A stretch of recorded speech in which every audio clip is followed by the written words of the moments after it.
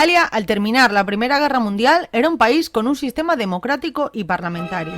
Las consecuencias de este conflicto llevaron al ascenso de políticas nacionalistas y populistas, que desembocarían en un sistema antidemocrático y dictatorial. Los acuerdos de paz posteriores a la Gran Guerra fueron una decepción para Italia, que, a pesar de haber recuperado algunos territorios, otros le fueron denegados. Italia reclamaba estos territorios como propios, porque en el Tratado de Londres, previo a la Primera Guerra Mundial, se le habían prometido. Al descontento por el reparto de tierras se suma un gobierno inestable. La monarquía de Víctor Manuel III no conseguía una mayoría suficiente, sucediéndose entre 1919 y 1922, es decir, 2 años, 5 gobiernos distintos. La guerra, como sabéis, dejó graves secuelas humanas, económicas y sociales. La industria había sido sobreexplotada y ahora se encontraba inutilizada. La deuda exterior provocaba el aumento de la inflación. Para entendernos, el aumento excesivo de los precios en su relación a unos salarios que no hacían más que disminuir. Esta grave crisis provocó una fuerte tensión en la sociedad. En el norte se formó un movimiento de protesta basado en el ejemplo soviético, y aunque algunos campesinos ocuparon las tierras de los grandes propietarios y los obreros tomaron algunas fábricas, estos movimientos fueron reprimidos por miedo a una revolución por parte de las clases conservadoras. En medio de toda esta vorágine aparece Benito Mussolini, un hombre que en 1919 crea los Fasci de combate. Estos eran grupos paramilitares uniformados con camisas negras con los que se pretendía frenar el movimiento obrero del norte. En 1921 estos grupos se erigen en forma de partido político, el Partido Nacional Fascista, para frenar de forma más efectiva esa revolución que decían se estaba formando.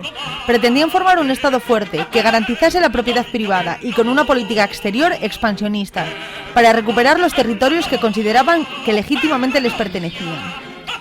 La pequeña burguesía apoyaba al partido, que recibía financiación de los grandes propietarios agrícolas e industriales, bajo la aprobación de la Iglesia y del propio monarca, que no sabía cómo estabilizar al gobierno.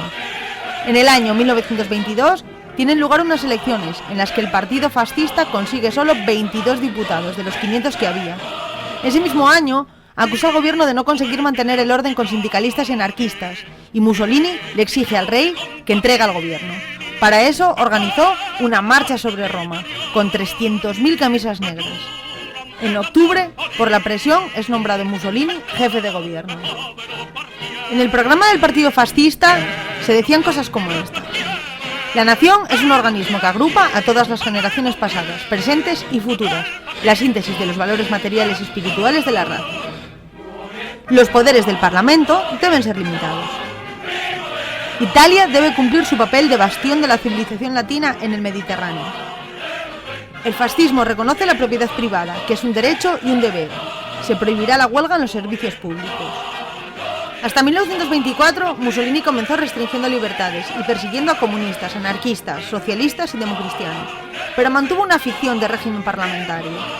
Es después de las elecciones de 1924 cuando anuncia el régimen autoritario.